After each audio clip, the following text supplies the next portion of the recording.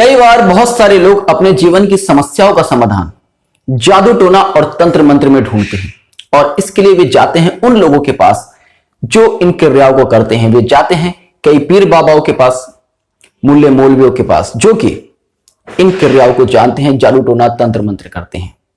जहां वे अपना फायदे के लिए जाते हैं ये सोचकर कि शायद इस क्रिया से उनकी समस्या का समाधान हो जाए, वहीं उल्टा वे और भी समस्याओं में घिरते जाते हैं। आज की इस वीडियो में हम एक ऐसी ही कुंडली का विश्लेषण करने वाले हैं जो कि अपनी समस्याओं के समाधान के लिए, अपनी बीमारी के समाधान के लिए एक पीर बाबा के पास गया और बदले में उसको मिली एक नरकमय जिंदगी। किसी बुरी शक्ति ने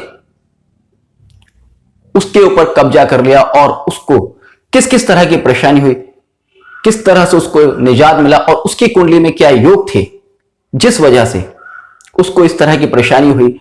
क्या योग होते हैं जो किसी व्यक्ति की कुंडली में बनते हैं तो उस व्यक्ति के ऊपर जादू टोना, तंत्र मंत्र, भूत प्रेत उल्टा असर कर जाते हैं, उसको नुकसान देते हैं। इस वीडियो में इसी पर बहुत ही डिटेल में चर्चा करने वाले हैं, तो पूरी वीडियो ध्यान से देखिएगा। वीडियो शुरू करने से पहले आपसे फिर रिक्वेस्ट करना चाहूंगा, अगर चैनल को अभी तक सब्सक्राइब नहीं किया है तो चैनल को सब्सक्राइब कर लीजिएगा, वीडियो को लाइक कर दीजिएगा और कमेंट में जय हिंद जय भारत लिखना मत भूलिएगा। यह कुंडली मेरे चैनल के एक व्यूअर, एक सब्सक्राइबर की है जो कि कश्मीर में रहते हैं। बहुत समय से ये मेरे लाइव सेशन में लगातार आते हैं और इन्होंने अपनी लाइफ का एक्सपीरियंस मेरे साथ शेयर किया। इन्होंने बताया कि 2018 में ये अपनी एक बीमारी के चलते अपने एक मित्र के कहने पर एक पीर बाबा के पास गए और उनसे अपनी बीमारी को डिस्कस किया। आश्चर्यजनक रूप से उस पीर बाबा ने इनके जीवन की बहुत सारी बातें, इनके परिवार की बहुत सारी बातें बिल्कुल सटीकता से बताई और ये उनसे प्रभावित हो गए। उस पीर बाबा ने इनके जीवन की बातें इतनी सटीकता से किस तरह से बता दी कि ये प्रभावित हो गए। बहुत सारे तंत्र मंत्र करने वाले, जादू टोना जानने वाले कई सिद्धियां अपने पास रखते हैं जिसमें कि यक्षिणी सिद्धि, कर्ण पिशाचिनी सिद्धि आदि आती है। उस तरह की सिद्धियों से ये किसी व्यक्ति के भूतकाल के बारे में, उसके परिवार के बारे में बहुत कुछ जान जाते हैं और वे जब उन लोगों को इस तरह की बातें बताते हैं तो लोग आश्चर्यचकित हो जाते हैं कि इस व्यक्ति को मेरे बारे में इतना कुछ कैसे पता है।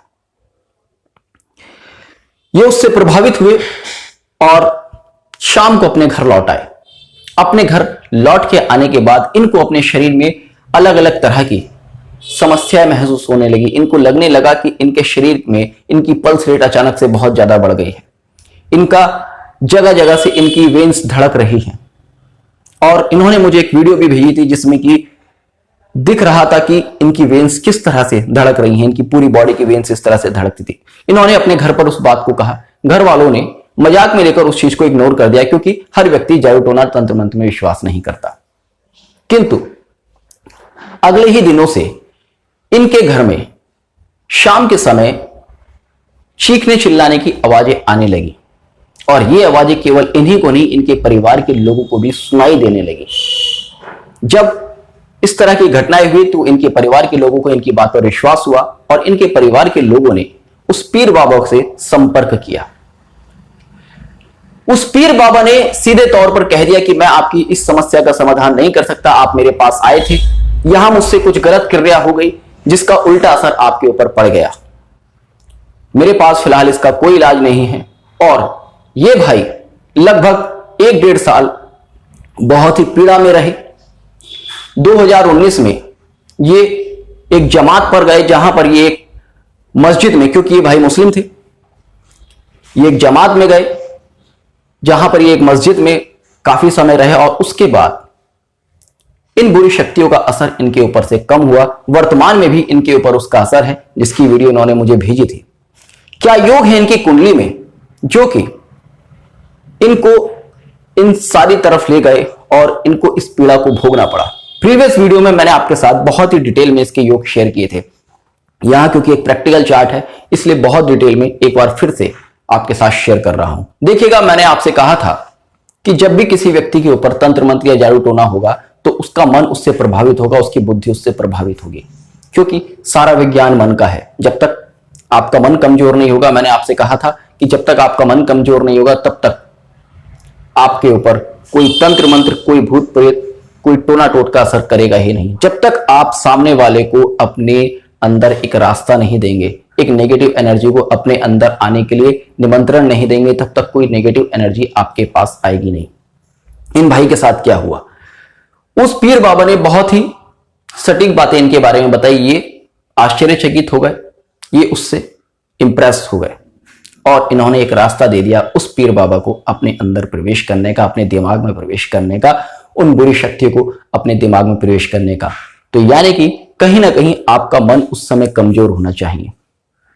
आप देखेंगे कि जब किसी व्यक्ति की कुंडली में 4 भाव, जो कि आपके मन का भाव है, उसका चंद्र जो कि उसके मन को शो करता है, राहु के प्रभाव में हो, तो ऐसे व्यक्ति को तंत्र मंत्र भूत प्रेत टोने टोटके बहुत ही तेजी से असर करते हैं और उसके जीवन को नरक में बना देते हैं। राहु ही क्यों? क्योंकि राहु को ज्योतिष में माया का कारक माना गया है, इल्यूशन का कारक माना गया है, तंत्र मंत्र टोने टोटके का कारक माना गया है, प्रेत आत्माओं का कारक माना गया है। सारी बुराइयों का कारक जो माना गया है ज्योतिष में, वो राहु को माना गया है, जो इस तरह की होती है कि किसी व्यक्ति को नेगेटिव असर दे सके। अब आप अगर इस कुंडली में देखेंगे तो आप पाएंगे चतुर्थ भाव का स्वामी